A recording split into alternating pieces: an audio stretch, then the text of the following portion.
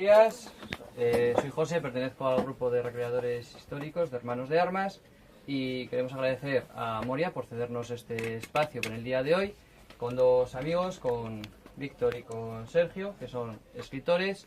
Ambos han escrito novelas de un poco negras, tal. Cada uno está ambientado en un periodo distinto. Por ejemplo, Víctor nos lo ha ambientado en una historia real de Valladolid, utilizando a uno de los personajes del grupo de hermanos, y Sergio pues nos lo ha ambientado en el Imperio de Augusto, en su paso de por su paso de las tropas de la legionera de la cuarta macedónica, pues por su paso por Hispania. Así que os dejo con ellos, que nos cuenten un poco sus idas y venidas y sus argumentos y historias de cómo funciona el mundo este de la literatura. Así que bueno, adelante, chicos. Comienzo yo, ¿no? Sí, paso. Bueno, pues en primer lugar, gracias a todos los asistentes, gracias por venir, gracias a la librería Moria por cedernos el espacio para hacer la pequeña presentación, que veo que cada vez está llegando más gente. Gracias también a Hermanos de Armas por invitarme a venir a este fin de semana especializado dedicado al Día del Libro. Y sin más, pues empezamos a hablar, si os parece, un poquito sobre las obras que os presento. En primer lugar me presento yo, para los que no me conozcáis, soy Sergio Alejo, soy de Barcelona, soy historiador, especializado en mundo clásico, en mundo antiguo, especializado en mundo romano y mundo griego, sobre todo, que es lo que más me llama la atención, pese a que también puedo tocar alguna otra rama de la historia, como puede ser los pueblos o las civilizaciones del Oriente Próximo, o las civilizaciones más germánicas o bárbaras, ¿no? Como les llamamos los romanos o los griegos, ¿no? Vengo a presentar la tercera parte de la obra. Es una trilogía, como bien ha dicho, no sé si lo ha comentado José, no lo ha dicho, ¿no? Es una trilogía, las crónicas de Tito Valerio Nerva, ¿vale? Está ambientada en el paso de la República, de finales de la República a principios del Imperio Romano. Concretamente está ambientada en el año 26 a.C. Y nos sumerge en la vida de un legionario, de Tito Valerio Nerva, que le da título a la saga.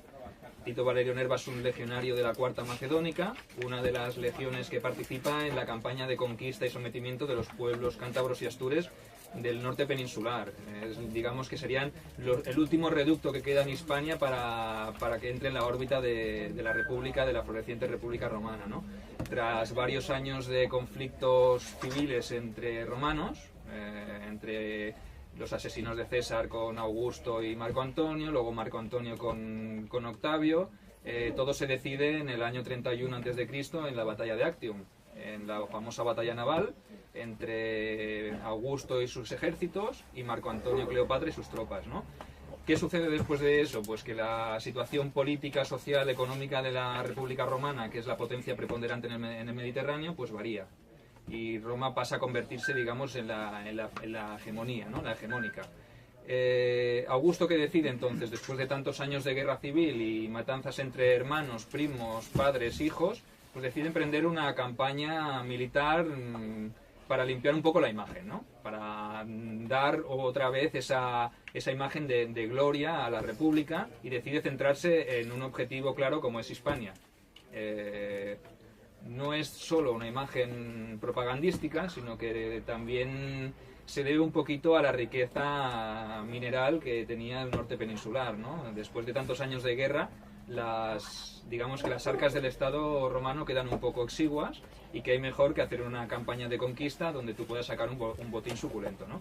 Entonces, ¿el que hace? Después de Actium, hace una reunificación de las legiones, hace modificaciones porque hubo legionarios y legiones que sirvieron bajo Marco Antonio, él hace una reestructuración del ejército, y lo que hace es destinar 3 legiones al norte de Hispania.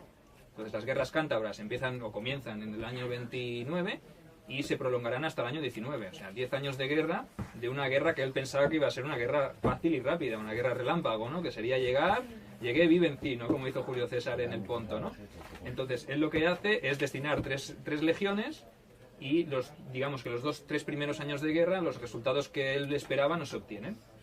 Y decide él mismo encabezar el siguiente año de guerra, en el año 26. Con esto nos plantamos en el 26 y nos plantamos en que la Cuarta Macedónica es una de esas legiones que viene a reforzar las ya existentes. Y aquí aparece Tito Valerio Nerva, un soldado de una trayectoria de 5 años, podríamos decir que ya podría ser ciertamente un veterano. 5 años en una legión romana pues son muchos, ¿no? Has tenido, digamos, muchas posibilidades de morir en combate y, por cierto, eso le da cierta veteranía, ¿no? Entonces llega Tito Valerio a la península ibérica con sus compañeros y acampan en las afueras de Tarraco. Tarraco es el punto neurálgico, en ese momento es, digamos, una de las ciudades más importantes como puerto marítimo y como punto de comercio, y se convertirá en la capital de la provincia, de la futura provincia de la Tarraconensis, ¿no? De momento pertenece a la Hispania Quiterior, ¿no? En este momento es cuando Tarraco empieza a florecer. Augusto le da mucha importancia a la ciudad de Tarraco, hace una renovación arquitectónica, le otorga un estatus que no tenía hasta este momento, ¿no?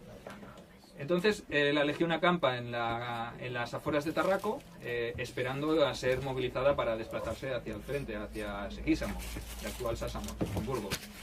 ¿Y qué sucede? Aquí es donde empieza un poquito la trama, digamos, de novela negra, ¿no? Porque la novela es una novela histórica con sus tintes de acción, de guerra, de combate, de tema histórico y todo, pero decidí en su momento hacerle o darle un tinte un poquito de novela negra, de novela de misterio, crear una especie de trama que atrapase un poquito más al lector, que se saliese un poco de la normalidad, ¿no? Yo pienso que la fusión de géneros es bastante importante y la novela histórica pues calza muy bien con la novela negra, ¿no? Como es el caso también de Víctor, que también lo hace en su obra, ¿no? Que vemos que es un filón bastante importante, ¿no?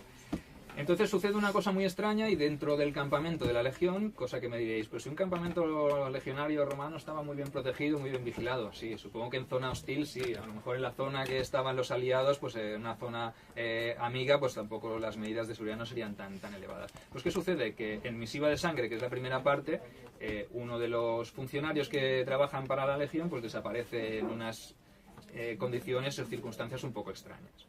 ¿Qué pasa? Que por allí pasaba casualmente Tito Valerio Nerva, y él se da cuenta un poquito de qué es lo que está sucediendo. ¿Y qué decide? Pues ir más allá, porque conoce a este funcionario, es amigo suyo, ha entablado una amistad con él y se ve en el deber y en la obligación de hacer esa tarea de investigación, ¿no? Lo más parecido a un policía de su época, pues un legionario romano. Él tendrá que, en compañía de su optio y de otro compañero de la legión, pues se verá en la tesitura de tener que investigar esta trama o esta oscura trama, y le conducirá hasta la ciudad de Tarraco y se sumergirá pues en las callejuelas más oscuras, se juntará con los personajes más siniestros y malvados del momento y se verá sumido en una situación un poco crítica, ¿no? Todo esto compaginado con la vida del legionario, claro.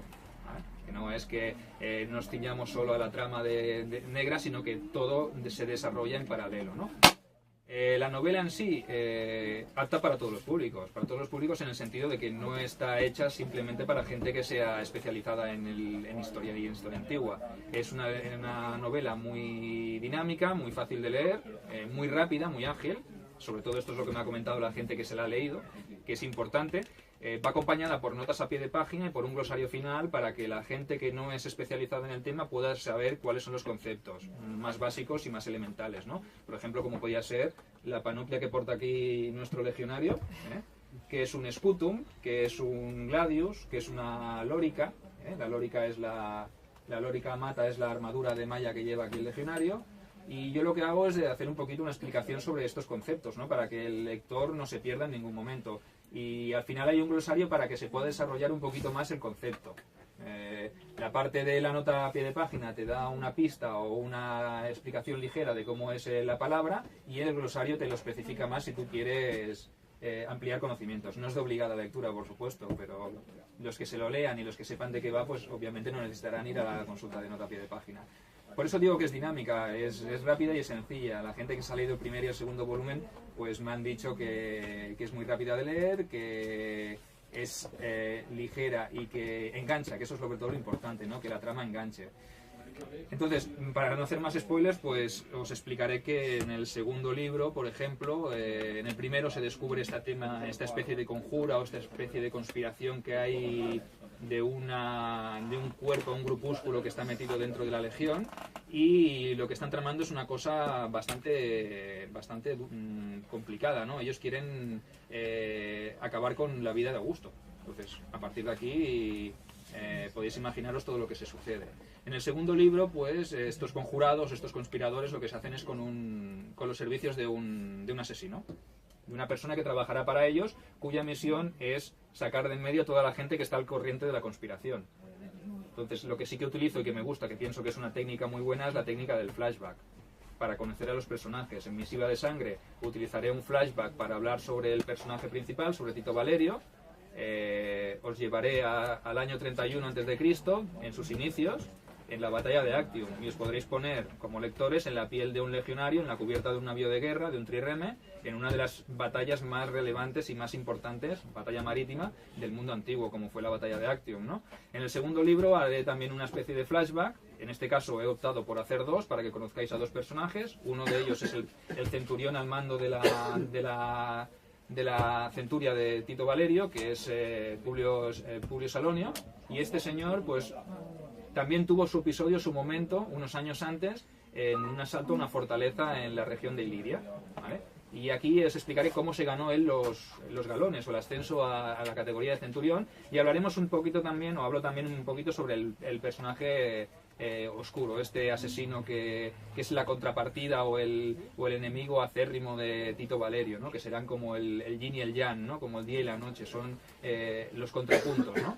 En este segundo libro ya la trama ya va más fluida, porque no hay que ambientarla en un contexto histórico, no hay que presentar personajes, pese que van apareciendo personajes nuevos, pero sí que os daréis cuenta que le doy un poquito más de importancia a este personaje, ¿no? Empiezan a coger un cariz más importante y más relevante en la historia, ¿no? El segundo libro tampoco os voy a hacer mucho spoiler, pero sí que la trama continúa y las cosas se complican. Y como no podía ser de otra manera, pues os he hecho otro tercer libro, y os dejo, en el primero os dejo con las ganas, en el segundo también, y en el tercero resuelvo la historia, que eso ya es, digamos, la historia da para mucho, la podríamos haber alargado muchísimo más, pero pienso que 3 libros es un buen número y que realmente la historia también lo demanda, ¿no? Porque es lo que decíamos, cuando hacemos o creamos personajes, ellos mismos también te están llevando por el camino, ¿no? Y te están diciendo, oye, haz para allá o hazlo aquí, haz que pase esto así, o si te tuviéramos que decir, supongo que Víctor estará de acuerdo conmigo, cuando tú haces una trama o una historia, a lo mejor podrías hacer miles de tramas o miles de subtramas, ¿no? Lo que pasa es que hay que centrarse para acabar el libro.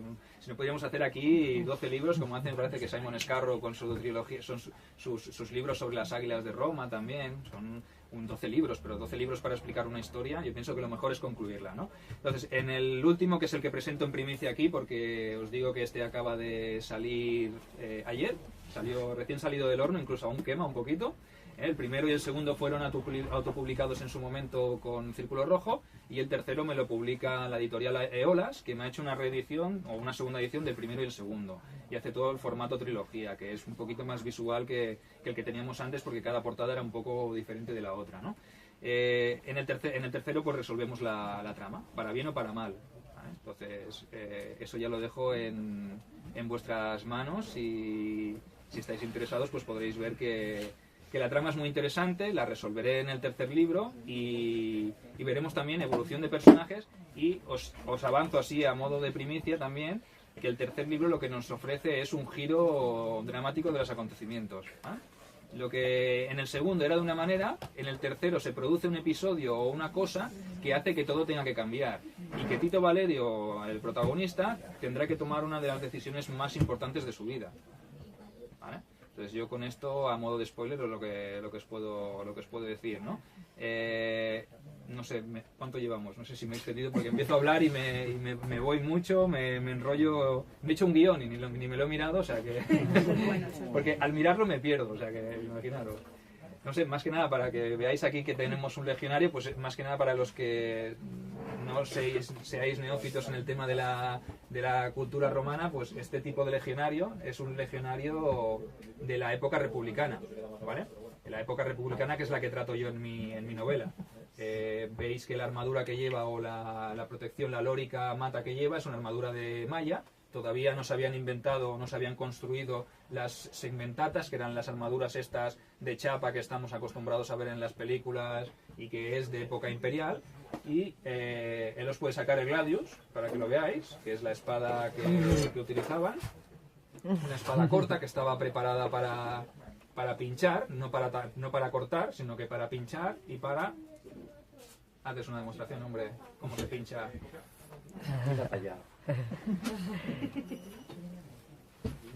Una vez estaba introducida el arma en el cuerpo, se gira para destrozar más, ¿no?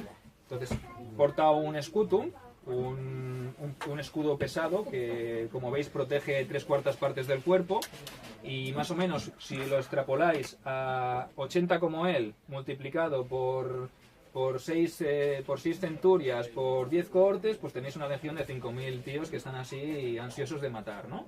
Y eso es más o menos el arquetipo del legionario republicano. Veis que porta un escudo que es ovalado.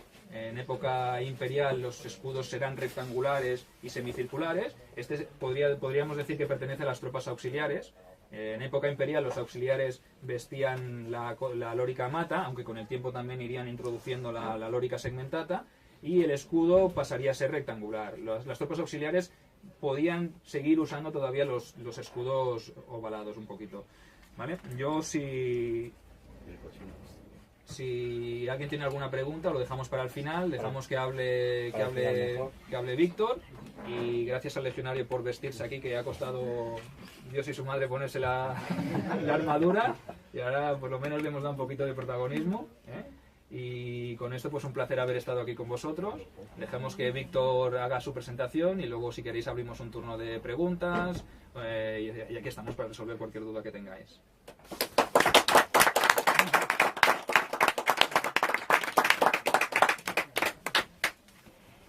Bueno, buenas tardes ya por la hora que es. Yo también quiero dar las gracias a Hermanos de Armas por haberme permitido estar aquí, bueno, a los dos. Y a la librería de las Minas de Moria por habernos también dejado estar. La verdad es que el lugar pues, se presta a estas cosas. En estos sitios da gusto. Yo lo que traigo hoy es una leyenda que viene un poco de lejos. Viene de Valladolid, de tierras de Castilla. Allí es una leyenda muy conocida, es la leyenda. Tenemos más, pero yo creo que es la que más nos gusta. Y hablaré un poco de ella después. Antes voy a contar un poco de qué va la novela, ¿no? La leyenda se llama La leyenda del Sion del Diablo. Es una leyenda del siglo XVI. La novela que tiene esa leyenda de trasfondo es una, como has dicho tú, también es un thriller, una novela negra, y está ambientada en el Valladolid actual, pese a que está la leyenda del siglo XVI, entonces va haciendo saltos constantes, del siglo XVI a la actualidad, de la actualidad al siglo XVI. Tenemos que entender la leyenda para poder saber qué está ocurriendo. Entonces vamos a ver cómo lo harían los propios personajes. Los propios personajes, las calles del Valladolid actual, van viendo cómo hay una serie de asesinatos, de crímenes. Hay una serie de... hay dos policías, o hay una directora de un museo donde hay un sillón, el sillón del diablo, entre otra serie de piezas, y empiezan a ver cómo una serie de personas van siendo asesinadas o van desapareciendo. Hay unos sospechosos, puede ser esta persona, puede ser esta otra, el lector va a ir saltando, va a ir pensando, no, se trata de este otro. Y desde luego lo que no vamos a entender casi hasta el final es qué está ocurriendo, por qué están sucediendo esos asesinatos. Al final, cuando lo entendemos, descubrimos la vinculación, descubrimos que todo lo que está sucediendo en el libro, todos los asesinatos, los crímenes, todo lo que está pasando, la relación que tiene es con una leyenda del siglo XVI, como me está contando. Me está costando un poco enlazarlo porque generalmente empiezo contando la leyenda y luego, una vez conocemos la leyenda, hablo de la novela. Yo hoy me he propuesto hacer al revés porque tenemos aquí al señor Proaza que tiene algo que decir. Entonces la dificultad que estoy teniendo hoy es intentar defender primero la parte moderna sin conocer la leyenda y no al revés como suelo hacerlo. Pero bueno, voy a intentar contar la leyenda al final. Entonces, la persona que sea de Valladolid va a conocer todos los lugares, pero la persona de fuera va a aprender un montón de cosas, va a aprender un montón de cosas de Valladolid, de la ciudad, de su historia.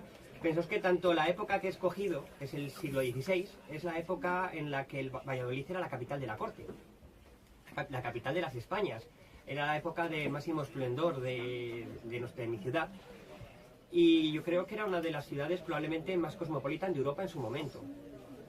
Quiero decir siempre, porque luego alguien se pondrá puntilloso, era capital de las Españas, no capital de la corte, pero eso no significa que fuera la capital del país. O sea, es decir, Valladolid fue capital de España durante 3 años y no fue en esta época.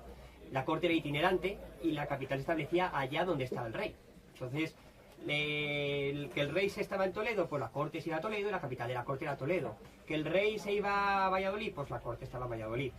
Lo que ocurría es que la mayor parte del tiempo solía estar en Valladolid. Entonces, bueno, pues básicamente la corte estaba allí, y por allí pasaban personajes como Quevedo, por ejemplo, como Cervantes, personajes pues, de época bastante conocidos, ¿no? Vamos a un poco hablar de la leyenda que da título al libro, la leyenda de Andrés de Proaza. En esa época, en ese Valladolid del siglo XVI, pasaba un río. Está el río Pisuerga, pero había un riachuelo pequeñito, y al lado de ese riachuelo se instaló a vivir un médico que había venido desde Portugal. Ese médico se llamaba Andrés de Proaza, y que es el que podéis ver aquí en la portada.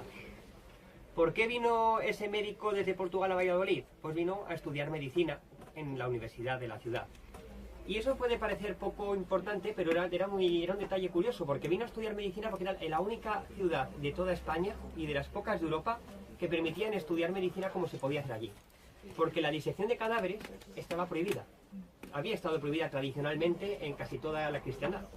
Lo había prohibido el Papa Bonifacio VIII mediante una bula, la bula de Sepulturis, en la que prohibía las disecciones de cadáveres porque quería cortar una práctica que se llevaba en Alemania, sobre todo en Alemania, pero bueno, casi todo, empezó en Alemania y se extendió por todas las cruzadas, que era el Mosquitonium.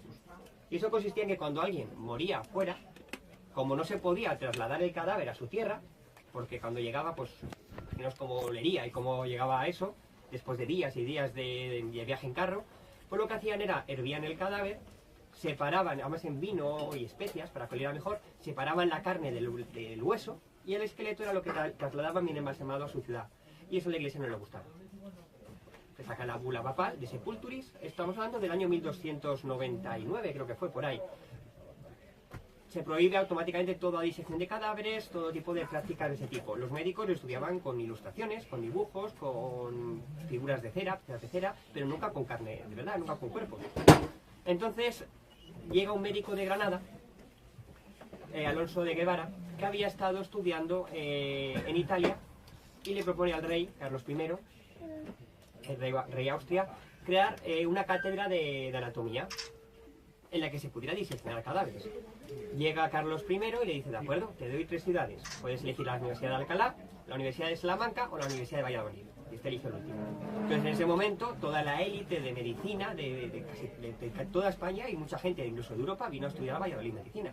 Y entre ellas, pues vino este médico, Andrés de Proaza, que se alojó en una casita al lado de un río, donde el río es importante, y que estaba muy cerquita de la Facultad de Medicina.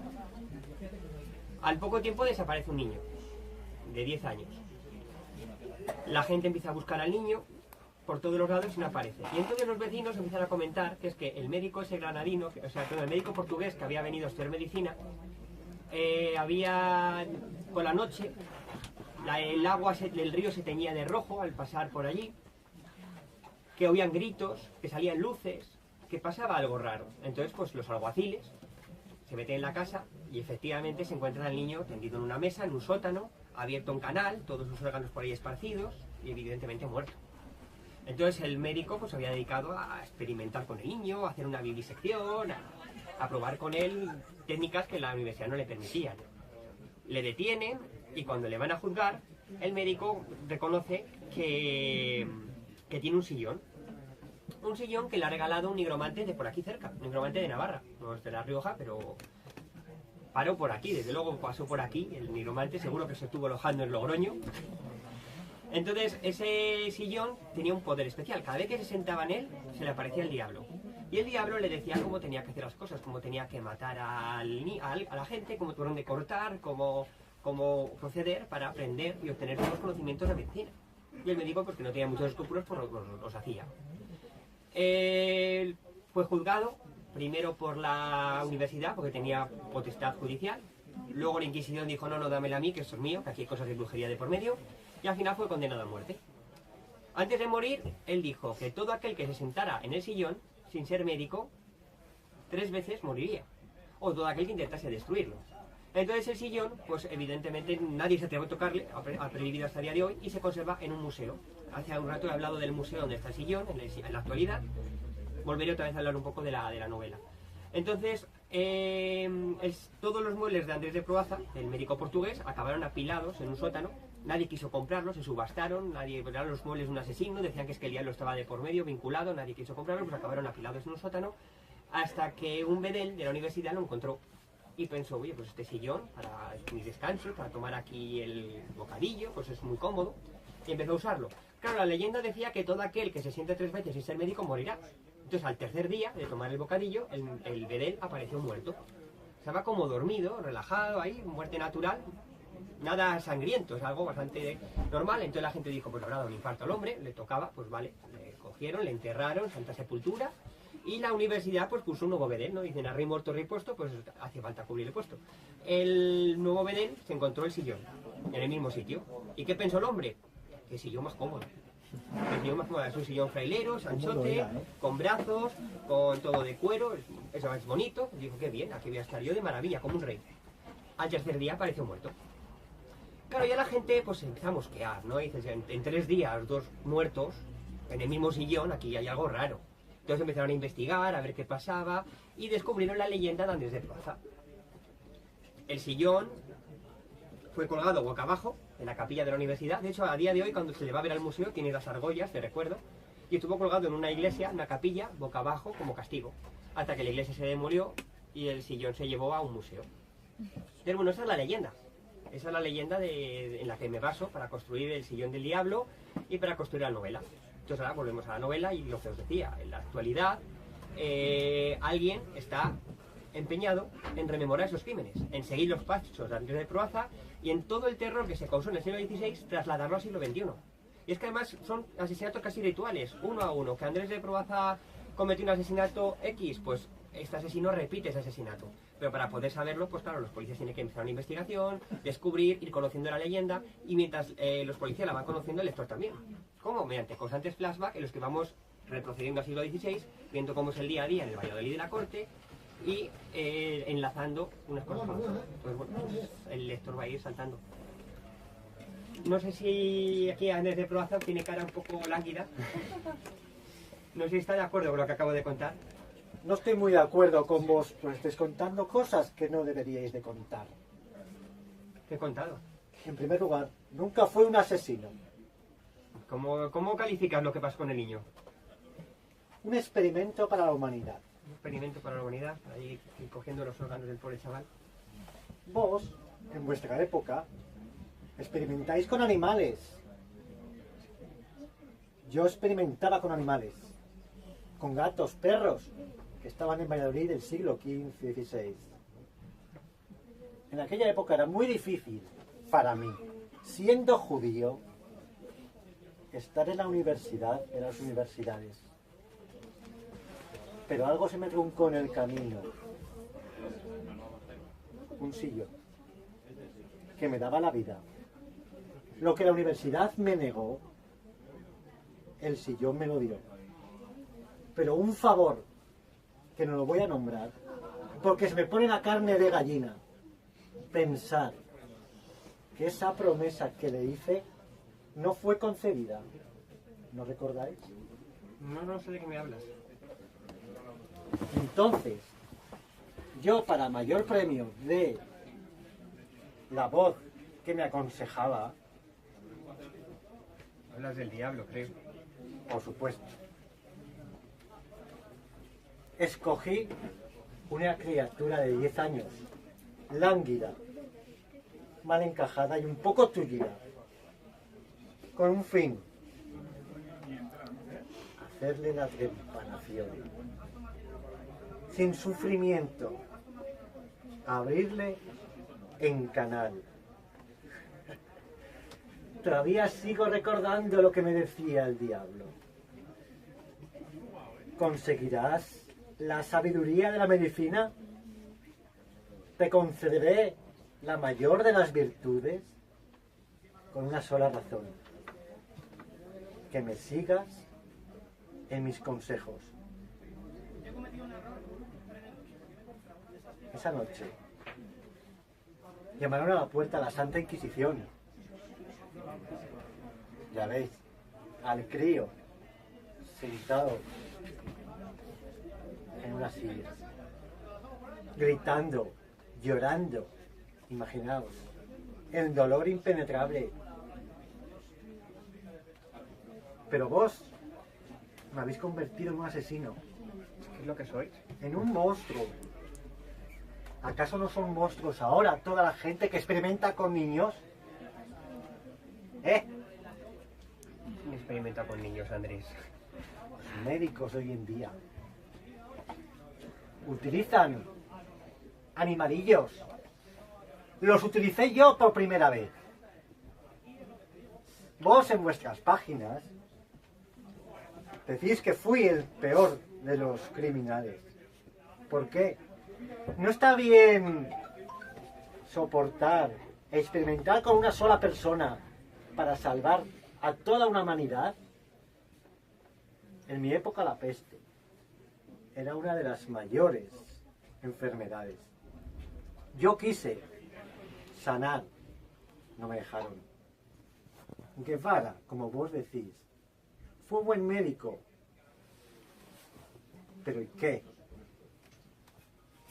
Me echó de la universidad por ser judío, porque por mi sangre corría otras virtudes, salvar almas. Y vos, junto con la Inquisición, quemasteis mi alma. No quemé nada, yo solo lo conté. Pero escrito está. Y ustedes, si van al Valladolid actual, hay un museo. En ese museo está mi sillón, porque yo mismo lo encaré. Y le dije, toda aquella persona que no tenga conocimientos de medicina se sentará en el sillón 3 veces y morirá. Y jamás destruiréis este sillón porque no está para ello. Ese crío me suena. Para evitar eso, el sillón tiene a día de hoy un cordón para que todos los turistas eviten la tentación de sentarse encima. Así nadie se nos sienta y no hay desgracias. Ahora cuando llegue el turno de preguntas, yo os hago la pregunta a vosotros, que reflexionéis y os digo, si tuvieseis el sillón delante, ¿os sentaríais? Si tuvieseis la ocasión, si pudieseis, ¿os atreveríais a sentaros? Cómodo. Lo podemos proponer candidatos a que se sienten. ¿Sabes?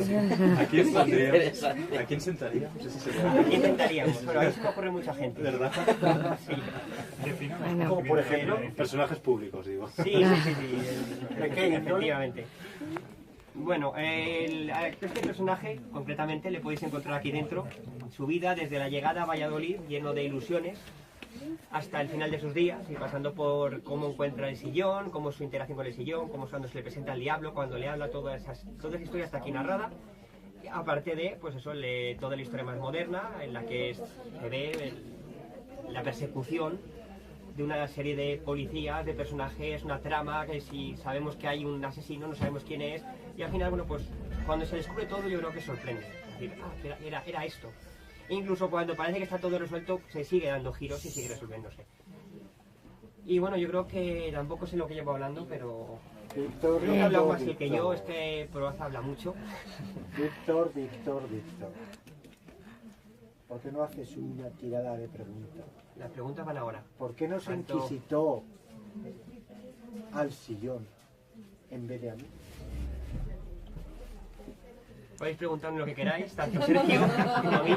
Y si alguien quiere preguntar algo a Proaza, también puede, ¿eh? No todo el mundo tiene la ocasión, todos los días, de tener a un asesino de esta calaña justo al lado. No he sido un asesino. Hoy y es vos lo inocente, sabéis. hoy es inocente, me ha prometido no matar a nadie. Pero sí experimentado.